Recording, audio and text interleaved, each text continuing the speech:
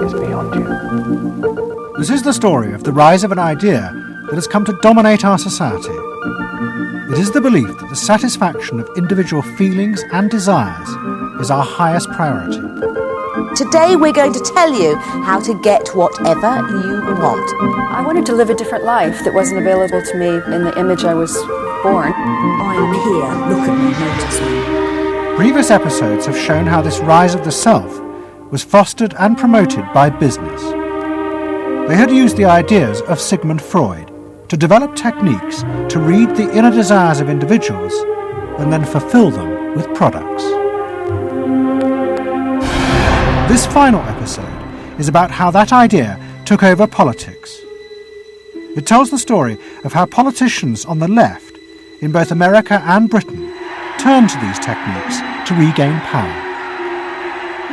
They believed that they were creating a new and better form of democracy, one that truly responded to the inner feelings of individuals. But what the politicians didn't realise was that the aim of those who had originally created these techniques had not been to liberate the people, but to develop a new way of controlling them in an age of mass democracy.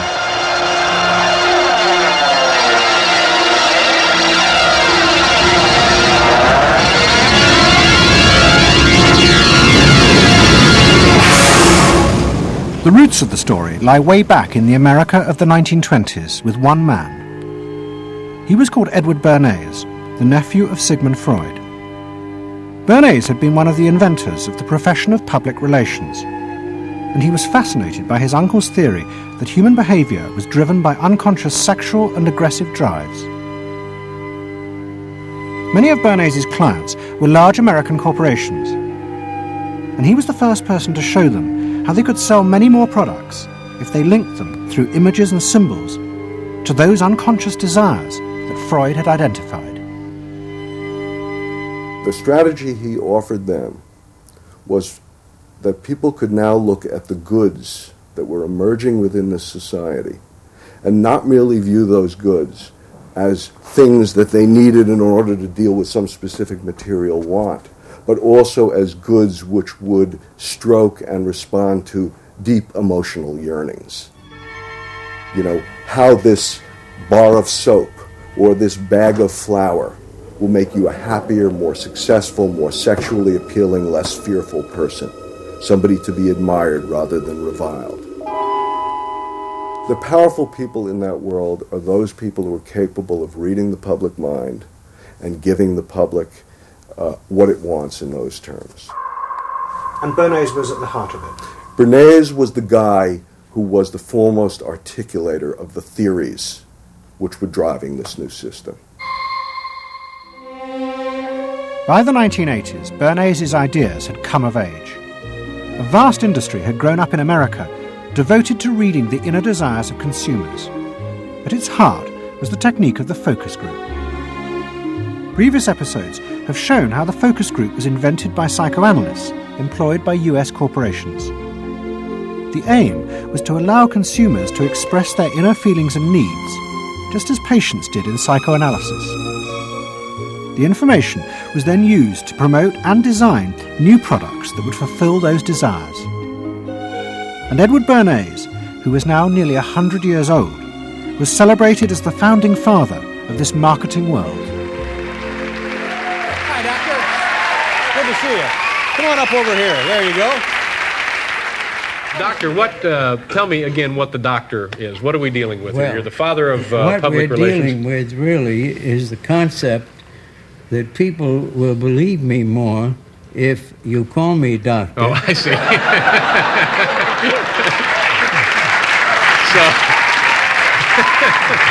It's a good idea. And Bernays' ideas and techniques were also about to conquer Britain in the 1980s. Unlike America, the ruling elites in Britain had always distrusted the idea of pandering to the masses. It was epitomised by the patrician elite who ran the BBC. Even as late as the 60s, popular programmes were referred to as ground bait. Their real job was to lure the viewers into watching the more serious programmes the elite knew was good for them. And market research reflected this attitude. Individuals were observed and classified by market researchers according to their social class, from A through C2, D and E. Probably they might be C2s. Yes, I think by the way they're carrying their luggage, all yes, no taxi. No taxi, and all stuffed in the bags like that. I think the lady possibly sets her own hair, which is always an indication. Yes. The children are nicely dressed. Yes, they are. Probably a skilled worker. A skilled, yes, a skilled worker. I would think say so. Yes, I would say so. Certain apprenticeship or done some. That's qualifying. Yes. We agree then. Yes, we think C2. We think so. Yes. When people were asked their opinion about both products and politics, they were selected by social class and asked only strictly factual questions about what they thought. Leaving your own party sympathies on one side, who do you think will win this forthcoming election? Labour. Labour? And tell me which you prefer. Which party do you think you'll be voting for?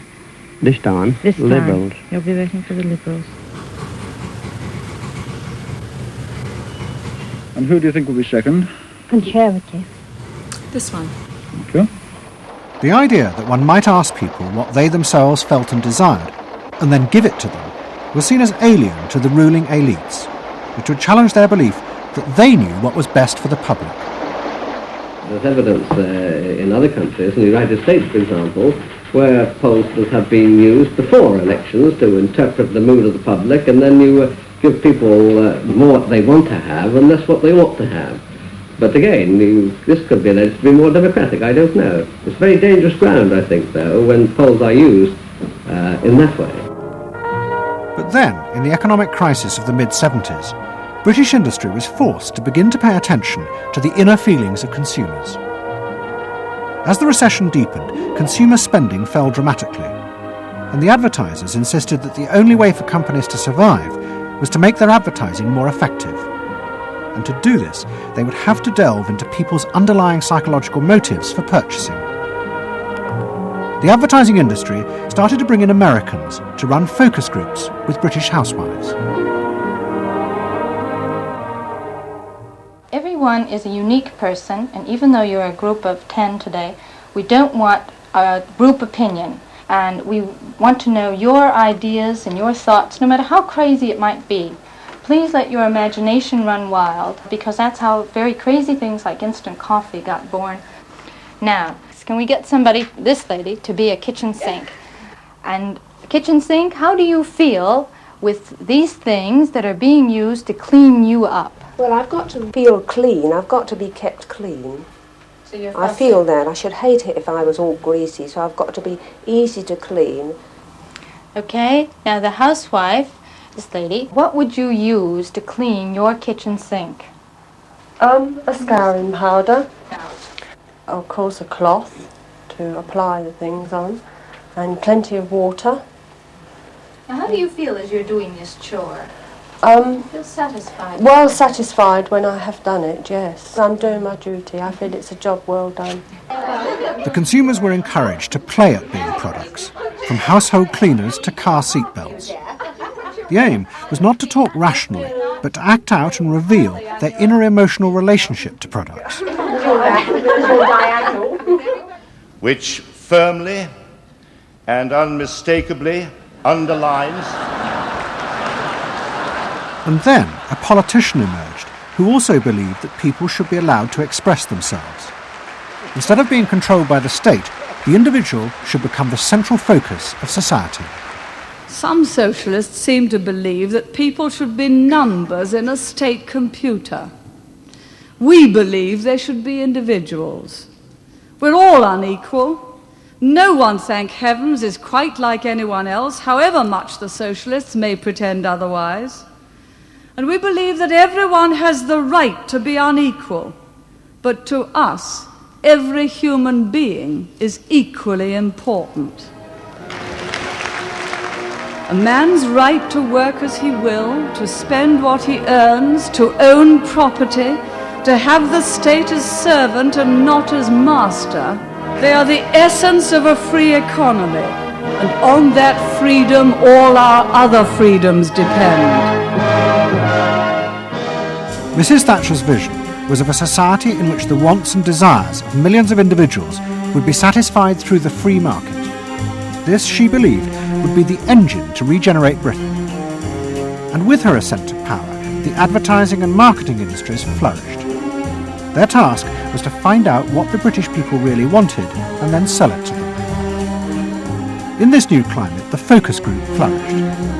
And those who ran them borrowed from the techniques of psychotherapy to delve ever deeper into people's feelings about products.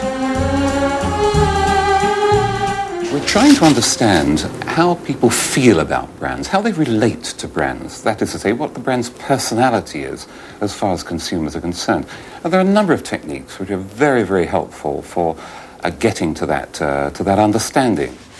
The consumer is given crayons to doodle, to express their feelings, to go inside their own head, pull out their feelings and somehow get them onto paper. And these are ordinary drinkers expressing their feelings about drinking Guinness. Here you see a rich, very female aspect of Guinness. So if you were describing a woman who somehow to you had that character, what sort of person is it? Paula Yates, who used to lay in bed, surrounded with magazines and chocolates like a 50s starlet. Out of this research, the marketeers began to detect a new individualism. In particular, among those who had voted Conservative for the first time in 1979. They no longer wanted to be seen as part of social classes, but to express themselves. And crucial to this were the products they chose to buy. We identified that there was this trend towards what might be called individualism, where people wanted to still be part of a crowd, but to express themselves as individuals within it, to have their own personalities, to be, I suppose, their own men. I didn't want to be the same as everybody else. I wanted it to be a little bit different, a little bit individual. It's quite individual upstairs. It's not remarkable, but I think it's quite individual. It is expensive. It's Italian. It's Italian, it's expensive and it's good quality. A little bit different. Yeah, we want to set our own standards so nobody else has got what we've got. We just didn't want it be the same as everybody else. We just want to be different. Business responded eagerly to this new individualism, but it soon became one of the main forces driving the growing consumer boom in Britain. Using the data from the focus groups, the manufacturers created new ranges of products that allowed people to express their individuality. Business also recategorized people. They were no longer divided by social class, but by their inner psychological needs. If the primary need is security and belonging, we call the groups mainstreamers. If it's status and the esteem of others, then it's aspirers. If it's control, it's succeeders. And if it's self-esteem, it's reformers. And this new marketing culture began to take over the institutions previously dominated by a patrician elite, in particular the world of journalism. The assault was led by the profession of public relations. In the past, PR had been seen as seedy and corrupt, but now it became a glamorous business, promoting products and celebrities. And one of the rising stars was another member of the Freud family, Matthew Freud, the son of the Liberal MP Clement. What Freud and other PRs realised was that they could use their celebrities as levers to infiltrate advertising into the editorial content of newspapers. The newspapers were offered exclusive interviews with celebrities, but only if they also agreed to mention products made by Freud's corporate clients, in terms dictated by the company. What happened with Freud's was that you effectively got some kind of product placement, or even product, the manufacturers of the product got some degree of control over how their products would appear in print. So if, for example, you did want to write about Caprice's passion for stuffed crust pizza, you would sign a contract which guaranteed that you would mention the firm Pizza Hut in at least twice in certain positions in the introductory paragraph of the article, that you would agree to run the Pizza Hut logo at such and such a size in such and such a place, and of course that you would agree to run the enclosed pictures of Caprice eating her stuffed crust pizza. There was no choice about how you would run this article in the press. You were effectively told how to run the article in the press. By Freud's? By Freud's. It's a rise of the corporate culture and the rise of business. To traditional journalists, this infiltration of advertising into the editorial pages was a corruption of their profession. But to Mrs. Thatcher's allies, like Rupert Murdoch, who owned The Sun and The Times, it was part of a democratic revolution against an arrogant elite who had too long ignored the feelings of the masses. They hate to see someone communicating with the masses. They feel that newspapers, the written word, is not for the masses. That should be left to television, or perhaps to nobody. I'm very proud of The Sun, and The Sun was not represented tonight in your film. You just took page 3, which everyone seems so fascinated with. What about page 1, page 2, every other page of the paper? It was a typical piece of slanting and elitism by the BBC, who, after all, in order to get viewers for this programme, put on a very sexy episode of Star Trek, which I was watching out in the room there. Oh, I don't think they put it on to get us viewers. I think we just are lucky to follow They try them. to carry viewers into these show programmes. You know how it's done. By the late 80s, Mrs. Thatcher and her allies in advertising and the media had brought the desires of the individual to the centre of society. As last week's episode showed, it was the same transformation that President Reagan had brought about in America. Both politicians had encouraged business to take over from government the role of fulfilling the needs of the people.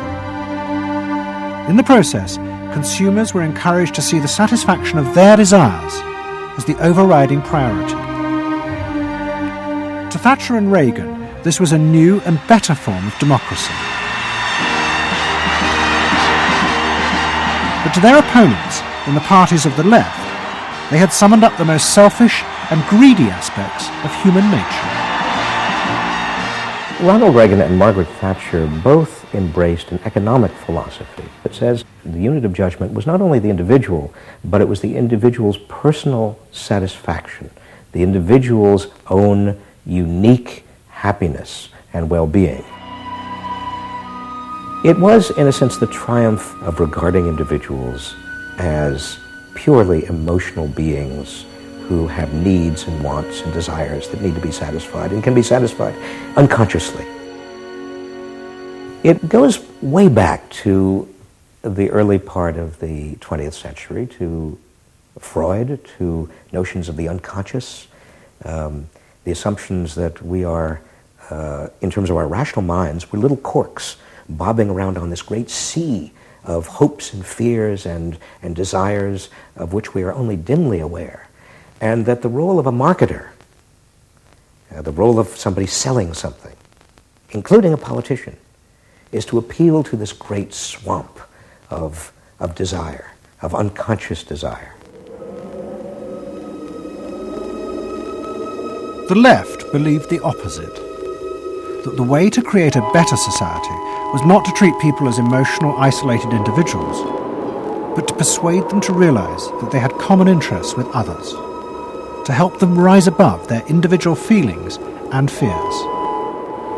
Let me assert my firm belief that the only thing we have to fear is fear itself. Nameless, unreasoning, unjustified terror, which paralyzes needed efforts to convert retreat into advance. This idea had flourished in America in the Depression of the 1930s. President Roosevelt, faced with the chaos caused by the Wall Street crash, encouraged Americans to join together in trades unions, to set up consumer groups, and to pay for a welfare system for those trapped in poverty. His aim was to create a collective awareness which would become a powerful weapon against the unfettered power of capitalism, which had caused the crisis.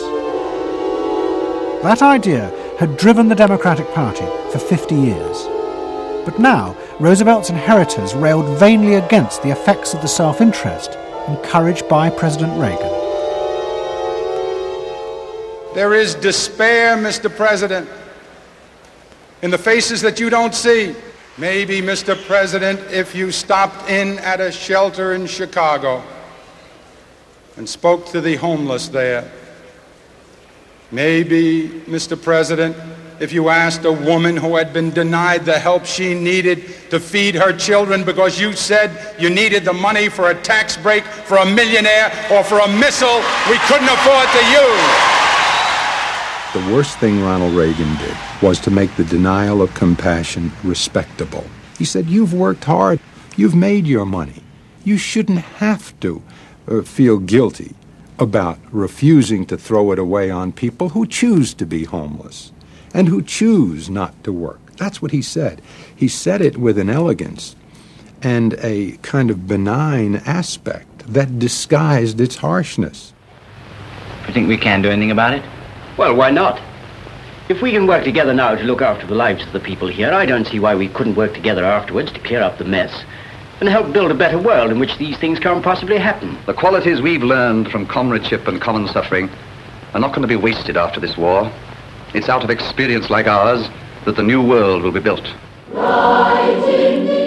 That same idea of marshalling the collective force of the masses to challenge the entrenched power of wealth and business had also led the Labour Party to power in Britain after the war.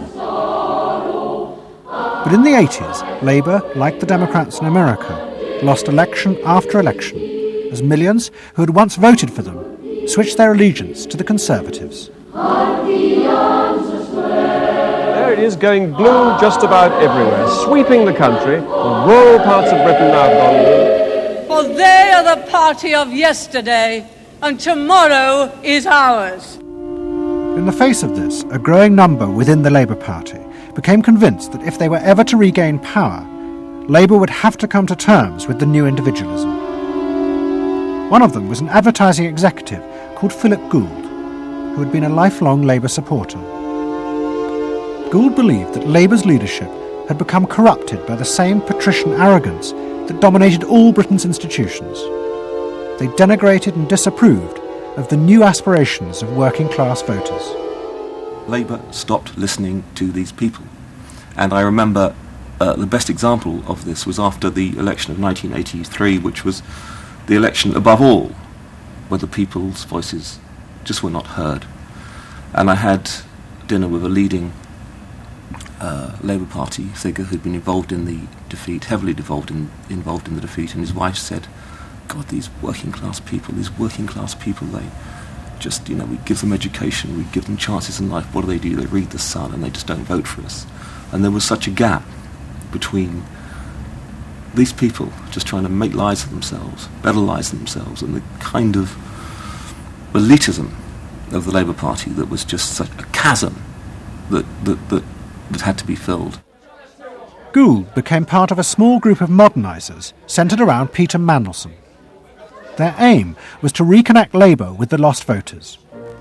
To do this, Gould turned to the technique he knew well from his work in advertising, the focus group. Gould commissioned focus groups in suburban areas across the country with small groups of voters who had switched to Mrs. Thatcher. People were encouraged not to talk rationally about policies, but to express their underlying feelings. And what Gould discovered was a fundamental shift in people's relationship to politics. They no longer saw themselves as part of any group, but as individuals who could demand things from politicians in return for paying taxes, just as business had taught them to do as consumers. And I found that the people had become consumers. People now wanted to have, politics and life on their own terms. I mean, not just in politics, but in all aspects of life too. People see themselves as they are, as autonomous, powerful individuals who are entitled to be respected, who are entitled to have the best, not just in, going to Tesco's or wherever, but the best in terms of health and in education too. All this was about getting the Labour Party to understand that people really, really, really had changed, and the Labour Party had not, and unless the Labour Party changed, it would not win. Philip Gould now set out to try and persuade the Labour Party that they would have to make concessions to what he called the new aspirational classes. But he was going to face implacable opposition. In the run-up to the 1992 election, Gould argued that the only way to win was for Labour to promise not to put up taxes. But the Shadow Chancellor, John Smith, angrily refused. Labour would stick to its fundamental policies. They would fight the election with the promise of tax increases to create a fairer society. And as the campaign began, it seemed as if Philip Gould was wrong. The traditional polls consistently showed Labour ahead, despite the Conservative campaign message that a Labour government would put up taxes. Even the Conservatives' oldest allies in the press became convinced that by harping on about tax, the Conservatives were cutting their own throats. So the worry about the Tories must be that they're not at the moment conveying a sense of grip and being in control. And unless they can do better than that, I think they're going to lose. The other thing is that they still say that they are going to go on and on with this one single message of tax. And I think, part of the difficulty this morning was that you had a whole lot of people who've been going to the same press conference for 7 days, had virtually the same message thrust at them, and are kind of getting bored and restless and hitting back on it. I think the media sense a big story coming in the Tories being defeated. And the Labour Party too was convinced it would win and finally return to power. It's now time to meet the men and women who will form the next government. Labour Chancellor of the Exchequer, John Smith. And now, it is time for the next Prime Minister, Neil Kinnock. Those running Labour's campaign believed that by modern presentation they would attract back the voters, yet keep the old policies. But Philip Gould was convinced that Labour were going to lose. Through his focus groups, he knew that the very people who were telling the traditional pollsters they would vote Labour were in reality preparing to vote Conservative out of self-interest. But they were too embarrassed to admit it. And John Major also knew this, because his focus groups were telling him the same thing. What do you make of the poll which puts Labour 5 points ahead? Sir, just one to the Daily Mail, sir. Feel out in the streets that matters. It's feeling good on the streets, is it? It is feeling good on the streets, yes. It has been feeling surprisingly good on the streets for some time. Quite surprisingly, quite out of line with opinion polls. Don't ask me to explain it, but it feels all right. Sir? Anyway, go on. No, lads, you must sit down. We're waiting to go. John Major's victory in 1992 was a disaster for the Labour Party. The small group of reformers centred around Peter Mandelson and Philip Gould were convinced that the only way for the party to survive was to change its basic policies. But their ideas were rejected by John Smith, who had now become leader. Philip Gould left Britain to go to work for the campaign to elect Bill Clinton president in America. The 1992 election, during it and afterwards, people felt under great strain and really did feel demoralised and dejected. And then to go from this to the Clinton campaign, it was an extraordinary experience, because here suddenly I found articulated many of the ideas that I'd had but not fully myself been able to encapsulate or to articulate. If you want a president who will restore the middle class, reclaim the future for the middle class, and restore the American dream, vote for Bill Clinton in New Hampshire and send a signal to the country that we are coming together. What Gould discovered was that, like the Labour Party, the Democrats had also been doing focus groups with swing voters. The difference was that Bill Clinton had decided to tailor his policies to fit with these voters' desires. Above all, with their ferocious belief that they should only pay tax for things that benefited them, not for the welfare of others. I have no idea what percentage of my tax dollars go to welfare, but even if it's a minuscule percentage, even if it's a quarter of a percent, it's still too much for the people that are receiving these benefits that are basically non-productive. The Clinton team decided that to win, they had to promise tax cuts for these suburban voters. And they also used the focus groups throughout the campaign to check every appearance, speech and policy with them for their approval. What Clinton called the forgotten middle class became central figures in a new type of reactive politics.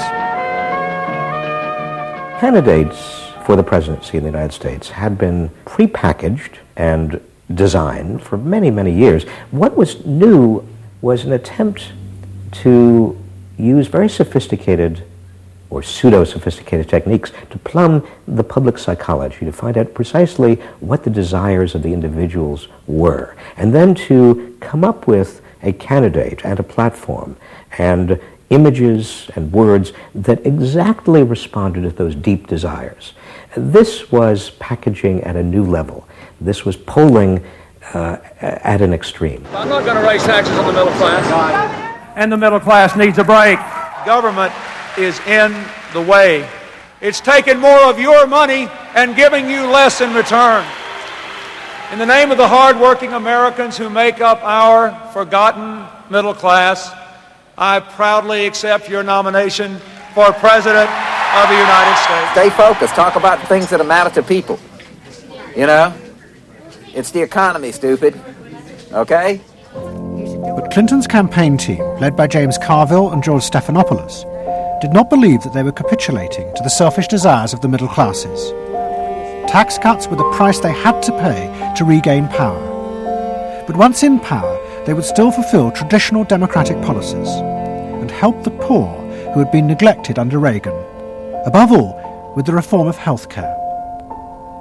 They would pay for the tax cuts by cutting defence spending and increasing taxes on the very rich. In this way, they believed they were forging a coalition of the new and the old voters, both of whom could be satisfied. Probably for the first time in a generation tomorrow, we're going to win. And that means that more people are going to have better jobs. People are going to pay a little less for health care, get better care. And more kids are going to go to better schools. So thanks.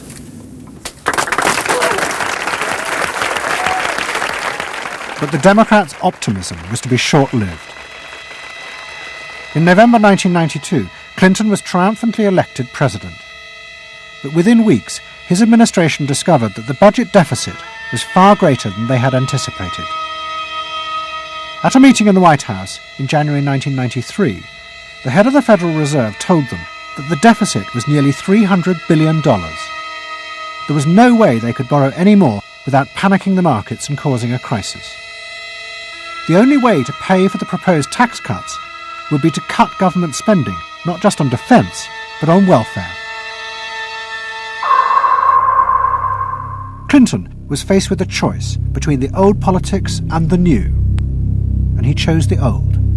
The tax cuts were dropped, and he tried to inspire the country with the old democratic ideal of government spending to help the poor and disadvantaged. Tonight I want to talk with you about what government can do, because I believe government must do more.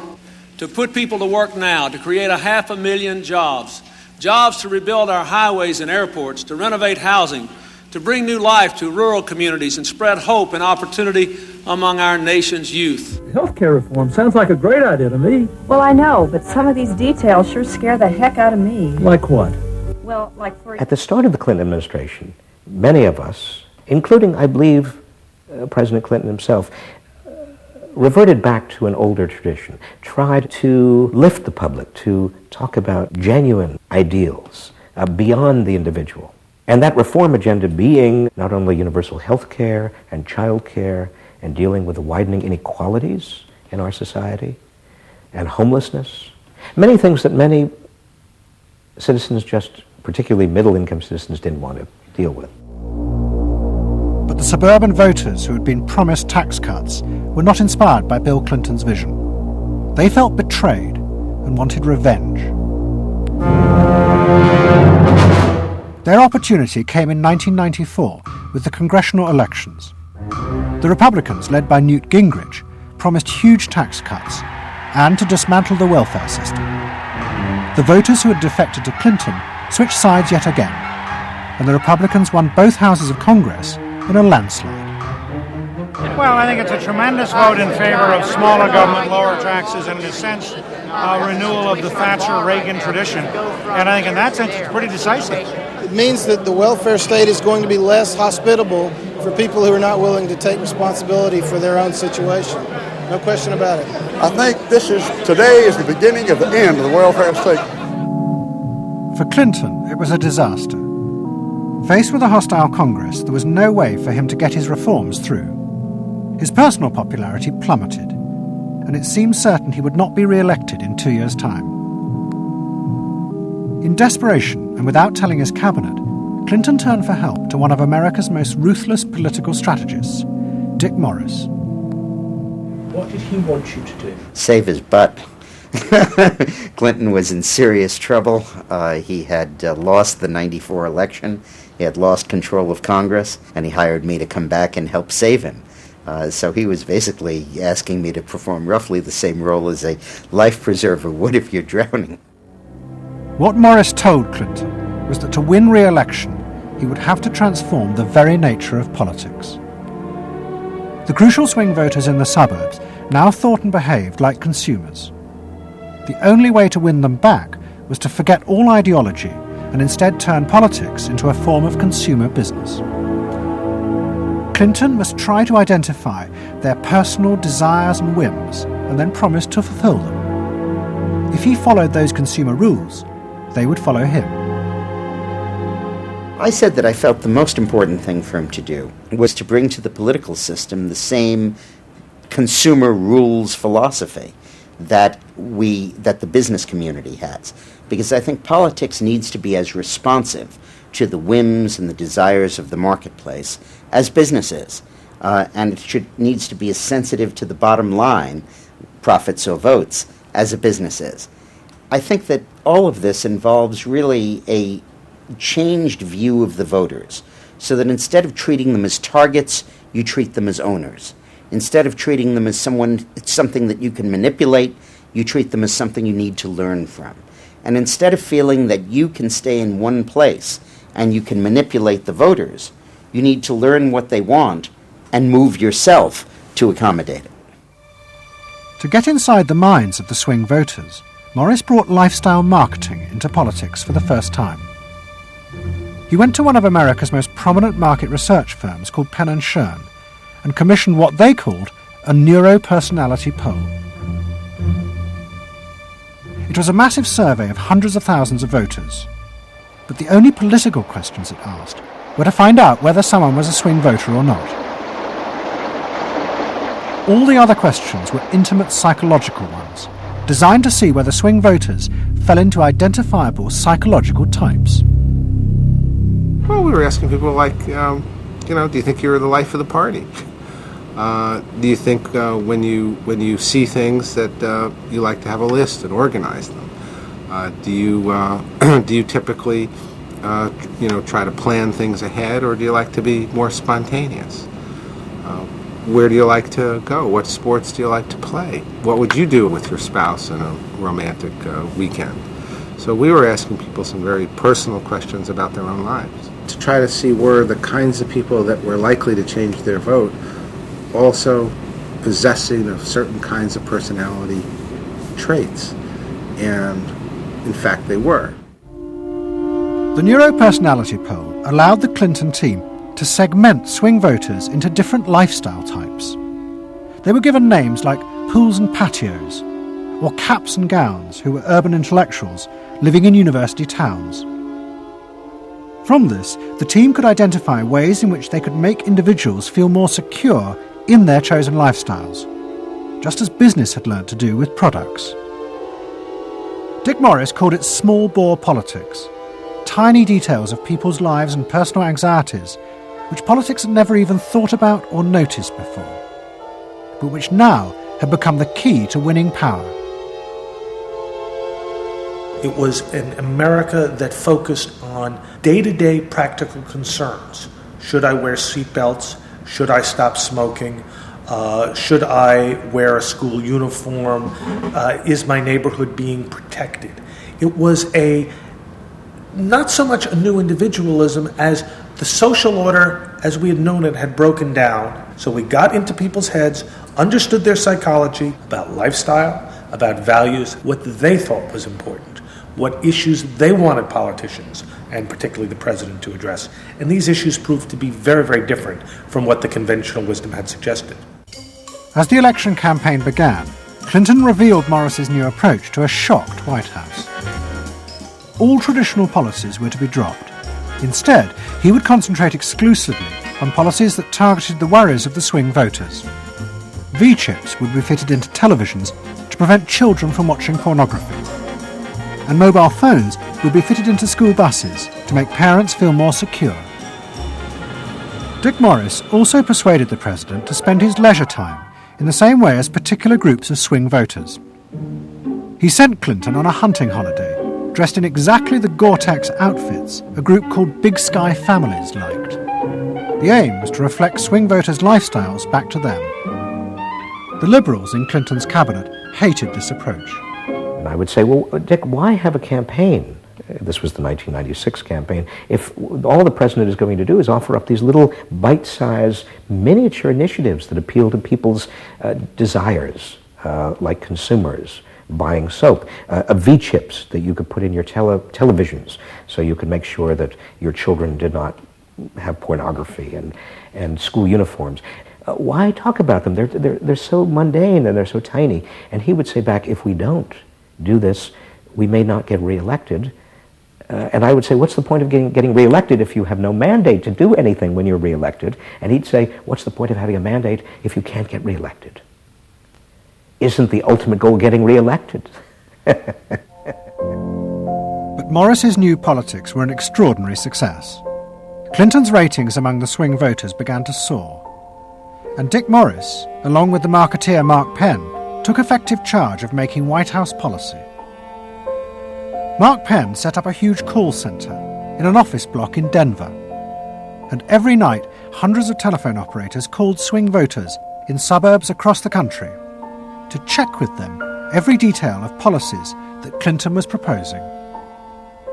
The policy was made by a group of people manning telephones in Denver, Colorado, placing calls to voters in places like Westchester and Pasadena, and asking them what they wanted from their government, and asking them very specifically about specific policies that Bill Clinton was considering. Would you be more likely to support him if he offered this particular government service, or if he offered that one? Those people told them what they thought. Mark Penn transmitted that to Bill Clinton, and it came out of his mouth. So essentially it was suburban voters in the 90s were creating American domestic policy, and some of its foreign policy as well. Right. Yeah, Mark Penn was polling on questions like whether we should bomb in Bosnia, things like that. Morris also insisted that Clinton make a symbolic sacrifice of the old politics to convince the swing voters to trust him. In August 1996, Clinton signed a bill which ended the system of guaranteed help for the poor and unemployed. Welfare would be cut back after 2 years in order to force people into work.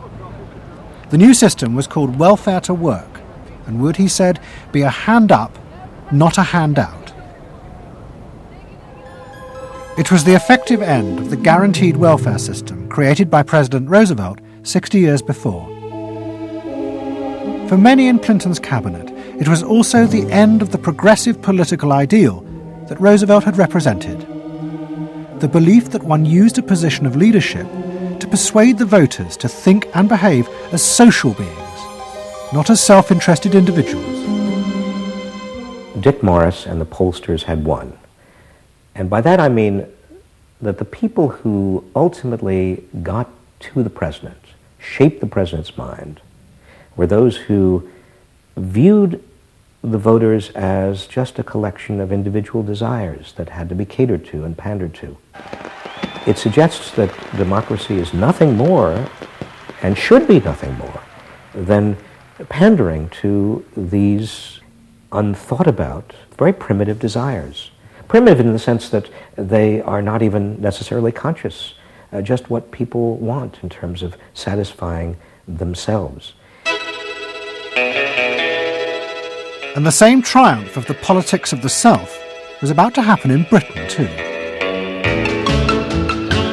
In 1994, Tony Blair had become the leader of the Labour Party, and the reforming group centred around Peter Mandelson became all-powerful. Almost every night, Philip Gould ran focus groups with swing voters in the suburbs. But this time he was listened to, and the desires and the fears of the new aspirational classes became the central force shaping Labour Party policies.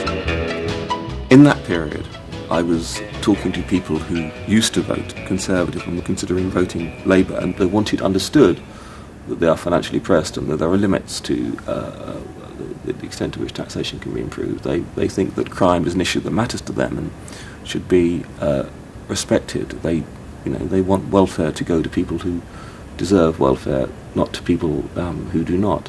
This was seen of by many in the Labour Party as selfish. I never saw that it was selfish. I believe that, a dad or a mum doing their best for their family isn't selfish. They're just doing their best for their family, and that's what people do. A crackdown on those who make life hell in their local neighbourhoods through noise or disturbance. Law and order is a Labour issue today. Philosophy of campaigning is, let's concentrate on swing voters, let's focus group them to find out what they want and what will appeal to them, and let's just relentlessly push those themes in the election. Something is happening to you. After promising to put money in your pocket, the Conservatives are quietly taking it away. Philip Gould was crucial because he gave the raw material, if you like, for these politicians to do this kind of politics. In that when he came up with stuff, they'd follow it, pretty much without exception. Blair himself would pore over these sort of 12-page memos and say, well, this is what we must do. We want people to earn more, to consume the good things of life. We want people to pay lower taxes. Gordon Brown says a Labour government would hold the main tax rates unchanged. A Labour government will not increase the basic rate of tax. I want to make it clear that I will not increase tax. In fact, the Labour Party does stand for Middle England. Those that aspire to do better, to get on in life, and be ambitious for themselves and their families will do better with Labour. Groups of 8 people drinking wine and nibbling, Cheerios, what they thought determined effectively everything that the Labour Party did. And although those running the campaign liked to portray the new approach as their invention, it was in fact copied from the Americans, even down to the phrases that the American marketeers had tested on their swing voters. Peter Mandelson and his team were in the United States watching what we did and copied almost verbatim our approach in their 1997 campaign. The benefit system should be about giving people a hand up, not just a handout. Mandelson's not a fool if he's anything. He saw something that worked, so why not do it? And I can remember reading their manifesto and saying to myself, they just took it lock, stock, and barrel. On one hand you're proud, and on another hand you're bitch. And as in America, Labour was forced to drop policies that would not directly benefit the swing voters, even if it meant sacrificing its fundamental principles. The commitment to public control of industry, which was enshrined as Clause 4 of the party constitution, was dropped. The aim of Clause 4 had been to use the collective power of the people to challenge the unfettered greed of business. But now, Tony Blair was faced with crucial voters who no longer saw themselves as exploited by the free market. They saw themselves as individual consumers who were fulfilled and given identity by what business delivered them. The new Clause 4 promised not to control the free market, but to let it flourish. Business is more powerful than government. It is quicker, it is more creative. Business is the lifeblood of the country. From this come all the benefits that society needs. Employment, investment. I think, frankly, there is only one party getting business right, and that's New Labour. What New Labour did, it suits people who exert power in society not through the political system, or not through the democratic political system. So it suits big business, and it suits entrenched interest, and it suits the status quo. Those 3 things, of course, just off the top of my head, being the things that the Labour Party is supposed to be, a counterforce to. What that means is big business get to carry on exerting their power behind the scenes, getting their way, because there's no countervailing pressure. Countervailing pressure isn't going to come from, 8 people sipping wine in Kettering. Here he goes, turning an awful lot of other blue seats red as well.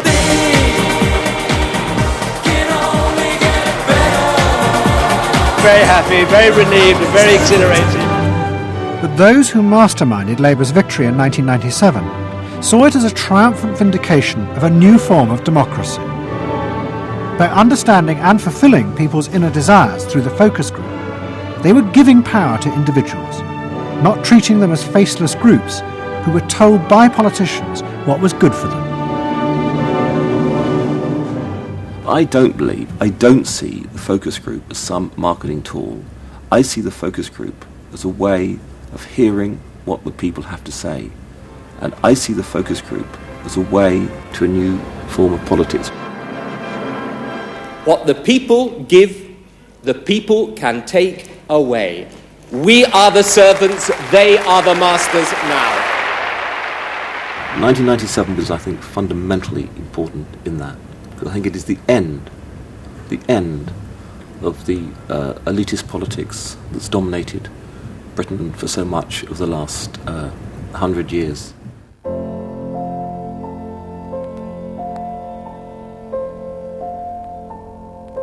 In 1939, Edward Bernays, Sigmund Freud's nephew, created a vision of a future world in which the consumer was king. It was at the World's Fair in New York, and Bernays called it Democracy. It was one of the earliest and most dramatic portrayals of a consumerist democracy, a society in which the needs and desires of individuals were read and fulfilled by business and the free market. The World's Fair created a spectacle in which all of these concerns were met, and they were met by Westinghouse and General Motors and the American Cash Register Company, and company after company presented itself as this sort of centerpiece of a society in which human desire and human want and human anxiety would all be responded to and would all be met purely through the free enterprise system. There was this sort of notion that the free market was something that was not guided by ideologies or by political power. It was something that simply was guided by the people's will. This was the model of democracy that both New Labour and the American Democrats had bought into in order to regain power. They had used techniques developed by business to read the desires of consumers, and they had accepted Bernays' claim that this was a better form of democracy. But in reality, the World's Fair had been an elaborate piece of propaganda designed by Bernays for his clients, the giant American corporations. Privately, Bernays did not believe that true democracy could ever work. He had been profoundly influenced in this by his uncle's theories of human nature. Freud believed that individuals were not driven by rational thought, but by primitive unconscious desires and feelings. And Bernays believed that this meant it was too dangerous to let the masses ever have control over their own lives. And consumerism was a way of giving people the illusion of control, while allowing a responsible elite to continue managing society.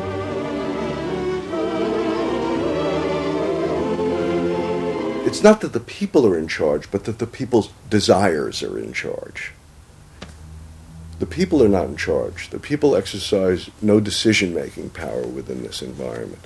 So democracy is reduced from something which assumes an active citizenry to something which now increasingly is predicated on the idea of the public as passive consumers, the public as people who essentially what you're delivering them are doggy treats. The problem for New Labour was that it believed the propaganda. They took at face value the idea promoted by business that the systems invented to read the consumer's mind could form the basis for a new type of democracy. Once in power, New Labour tried to govern through a system that Philip Gould called continuous democracy. But what worked for business in designing products led the Labour government into a bewildering maze of contradictory whims and desires. For much of Labour's first term, the focus groups said that the railways were not a high priority, and Labour's policies faithfully reflected this. But now, those same groups are blaming the government for not having invested more money sooner in the railways. The point about focus group politics is that there isn't one because people are contradictory and irrational, and so you have a problem in terms of deciding what you're going to do if all you do is actually listen to a mass of individual opinions that are forever fluctuating and don't really have any coherence, and crucially are not set in context. So that's why people can say, I want lower taxes and better public services. Of course they do. You say, do you want to pay more taxes to get better public services? People are less sure. They then don't believe that if they do pay more taxes, they will be spent on better public services. So you end up in this quagmire where, the truth is, a politician has to say, look, this is what I believe. I believe that you should pay slightly more taxes to make better public services, and I pledge that I'm competent enough to actually use that money wisely. Do you want that? Vote for me, yes or no. And that's what Blair has failed to do. Tony Blair turns around and sort of tries to feed back to them what they already believe, and given what they believe is sort of a load of individual, incoherent, contradictory nonsense, that's all he has to offer. And then he wonders why people don't get him. The answer they don't get him is because they're looking for someone to do something that they can't do themselves, which is actually come up with a coherent political opinion that they might have faith in. New Labour are faced with a dilemma. The system of consumer democracy that they have embraced has trapped them into a series of short-term and often contradictory policies. There are now growing demands that they fulfil a grander vision, that they use the power of government to deal with the problems of growing inequality and the decaying social fabric of the country. But to do this, they will have to appeal to the electorate to think outside their own self-interest. And this would mean challenging the now dominant Freudian view of human beings as selfish, instinct-driven individuals, which is a concept of human beings that has been fostered and encouraged by business because it produces ideal consumers. Although we feel we are free, in reality, we, like the politicians, have become the slaves of our own desires. We have forgotten that we can be more than that there are other sides to human nature.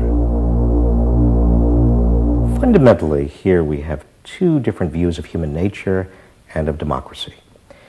You have the view that people are irrational, that they are bundles of unconscious emotion. That comes directly out of Freud. And businesses are very able to respond to that. That's what they have honed their skills doing. That's what marketing is really all about. What are the symbols, the music, the images, the words that will appeal to these unconscious feelings? Politics must be more than that. Politics and leadership are about engaging the public in a rational discussion and deliberation about what is best, and treating people with respect in terms of their rational abilities to debate what is best. If it's not that, if it is Freudian, if it is basically a matter of appealing to the same basic unconscious feelings that business appeals to, then why not let business do it? Business can do it better. Business knows how to do it. Business, after all, is in the business of responding to those feelings.